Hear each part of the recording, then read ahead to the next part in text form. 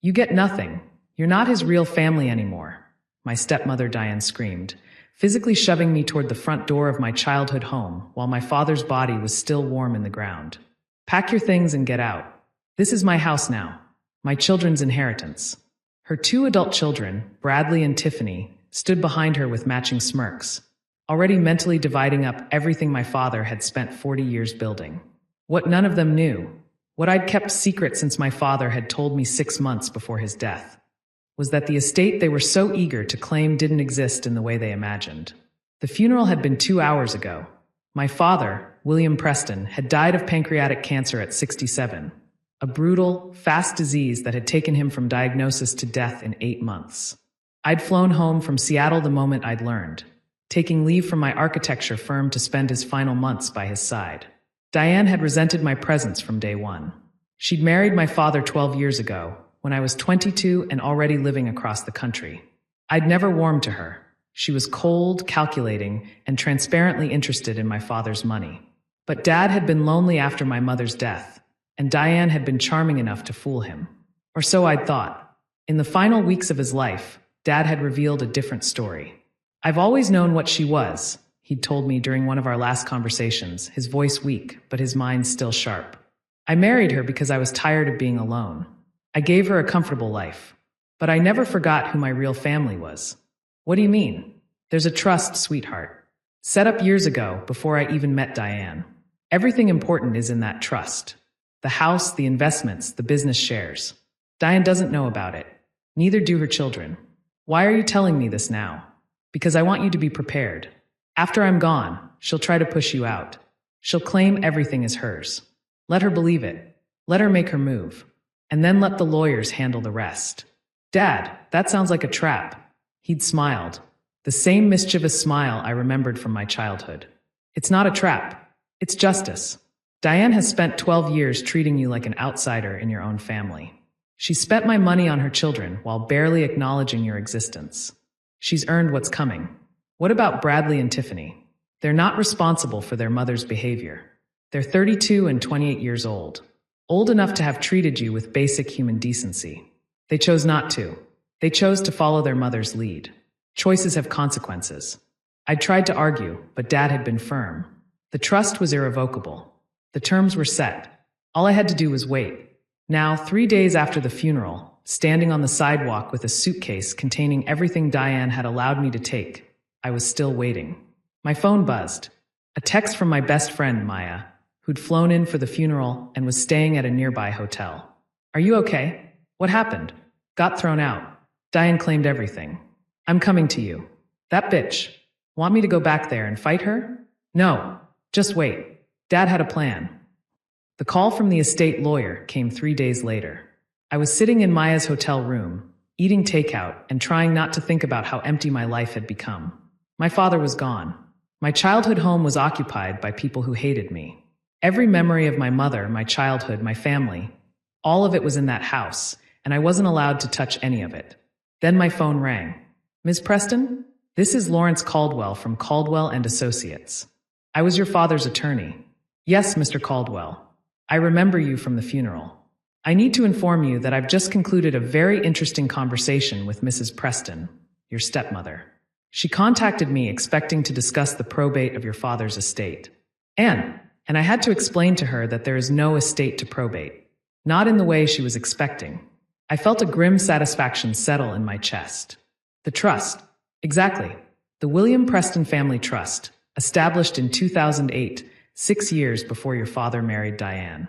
It contains the family home, all investment accounts, all business interests, and a life insurance policy worth $2.3 million. He paused. You are the sole beneficiary. Everything.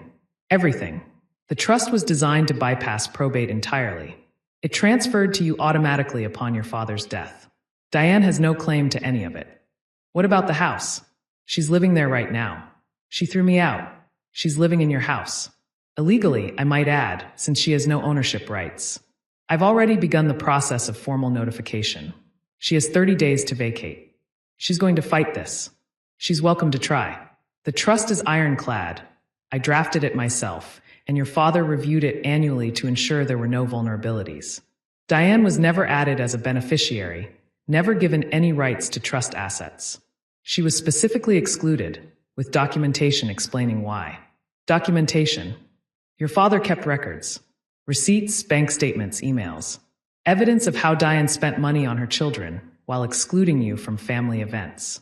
Evidence of verbal abuse you suffered during visits. Evidence of her attempts to convince him to change his will in her favor. Lawrence's voice softened. He saw everything, Ms. Preston. He just chose to handle it in his own way. I was crying now, tears of grief and relief, and the overwhelming realization that my father had been protecting me all along. What do I do now? Nothing for the moment. I'll handle the legal notifications. Diane will receive formal notice that she's residing in a property she doesn't own. She'll have the opportunity to remove her belongings peacefully. If she refuses, we'll proceed with eviction. And Bradley and Tiffany? They have no claim to anything. They were never your father's legal children. He never adopted them, never included them in any estate planning. Whatever they expected to inherit doesn't exist. Diane called me 4 hours later. This is a mistake, she said, her voice tight with barely controlled fury. A clerical error. William would never have left everything to you. It's not a mistake, Diane. Dad set up the trust years before he met you. I'm the sole beneficiary. I've always been the sole beneficiary. You manipulated him. In his final months, when he was weak and confused. The trust was established in 2008. You married Dad in 2012. How could I have manipulated something that existed for years before you were even in the picture? Silence. This isn't fair, she finally said, her voice cracking. I was his wife for 12 years. I took care of him. I managed his household. You spent his money on your children while telling me I wasn't welcome at holidays. You redecorated my childhood room and threw away my mother's things without asking. You convinced Dad to skip my wedding because it was too far to travel, then took Bradley and Tiffany to Europe that same month. That's not. Dad kept records, Diane. Every slight, every exclusion, every time you tried to push me out of my own family. He documented all of it. He was going to change the trust. He promised me. He said after he retired, he would add me as a beneficiary. He said a lot of things, but he never changed the trust. Not once in 12 years. What does that tell you? She hung up. The eviction process took 6 weeks. Diane fought it, of course. She hired lawyers, filed motions, claimed that the trust was invalid, that my father had been coerced, that she had verbal agreements that superseded the written documentation. None of it worked. Lawrence Caldwell dismantled every argument with methodical precision. The trust was valid. The documentation was comprehensive. My father's mental competency had been evaluated regularly during his final years, specifically to prevent these kinds of challenges. In the end, Diane had no choice but to leave. I wasn't there when she moved out. I didn't want to witness it. Didn't want to see the hatred in her eyes or give her the satisfaction of a confrontation. Lawrence handled everything, arranging for her to remove her personal belongings under legal supervision. When it was over, I drove to the house alone. It looked smaller than I remembered. The garden my mother had planted was overgrown. The paint was peeling in places. 12 years of Diane's neglect had taken their toll. But it was still my home. I walked through the rooms slowly, touching walls and door frames, remembering. Here was where Dad had taught me to play piano. There was where Mom and I had baked cookies every Christmas. This was the window seat where I'd spent countless hours reading. Most of Mom's things were gone. Diane had thrown them away years ago. But in the attic, I found boxes Dad had secretly saved. Photo albums. My mother's wedding dress. The quilts my grandmother had made. He'd protected these things the same way he'd protected me. Quietly, patiently, waiting for the right moment. 3 months later, I received an unexpected visitor. Bradley Preston, Diane's son, appeared on my doorstep, looking nothing like the smirking bully I remembered from the funeral. Can we talk? He asked. I almost said no, but something in his expression stopped me, a weariness that looked genuine. 5 minutes. We sat on the porch, my porch now, and he stared at his hands. I wanted to apologize. For what specifically? There's a lot to choose from. For all of it. The way Mom treated you. The way Tiff and I went along with it. The funeral, when we just stood there while she threw you out. He looked up. I'm not asking for forgiveness. I know I don't deserve it. I just wanted you to know that I'm sorry. Why now? Because I've had 3 months to think about it. About who I've been. About what we did. He paused. Mom always said your dad was going to take care of us, that we were his real family now, and you were just a leftover from his old life. I believed her because it was easier than questioning anything. And now I realize that your dad saw exactly who we were. He watched us treat you like garbage for 12 years, and he made his choice. Bradley's voice cracked slightly. We earned this. I know that, but I still wanted to say I'm sorry. I studied him. This man who'd been complicit in my exclusion, who'd benefited from his mother's manipulation, who'd stood by while I was thrown out of my own home.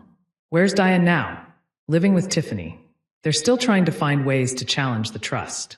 And you? I got an apartment. I'm working at a warehouse. Starting over. He almost smiled. It's humbling, but maybe I needed humbling. I thought about my father's letter, about justice and consequences, about the difference between punishment and accountability. I'm not going to say everything's okay, I said finally. It's not. What you and your family did hurt me deeply. I know, but I appreciate you coming here. That took courage. He nodded and stood to leave. Bradley, he turned. If you're serious about changing, don't just apologize. Be different. That's the only thing that matters. I'm trying. Then keep trying. A year later, I hosted Thanksgiving at the house. I'd spent months restoring it. The garden, the paint, the rooms that Diane had altered beyond recognition. I'd hung my mother's photos back on the walls and displayed my grandmother's quilts. I'd made it mine again. Maya came, along with other friends who'd become my chosen family. We cooked together, laughed together, and raised glasses to absent loved ones who'd shaped who we became. After dinner, I walked alone to my father's study. His desk was still there, along with his books and the chess set he'd taught me to play on. I opened the drawer where I kept his final letter, the one Lawrence had given me after the trust was settled. Dear sweetheart, if you're reading this, then I'm gone, and the plan worked. I hope you're not too angry with me for keeping secrets. I hope you understand why I did things the way I did. I saw how Diane treated you. I saw the hurt she caused. I could have divorced her, but by then I was already sick, and I didn't want to spend my final years in legal battles.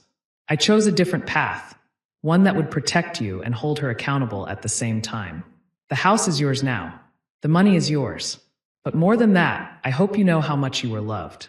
You were always my real family, the only family that mattered. Take care of yourself. Live a beautiful life. And remember, you were never the outsider. You were always the one who belonged. Love forever. Dad. I folded the letter carefully and returned it to the drawer. Diane had screamed that I wasn't real family, that I deserved nothing. But my father had known the truth all along. And in the end, his love had been the only inheritance that truly mattered.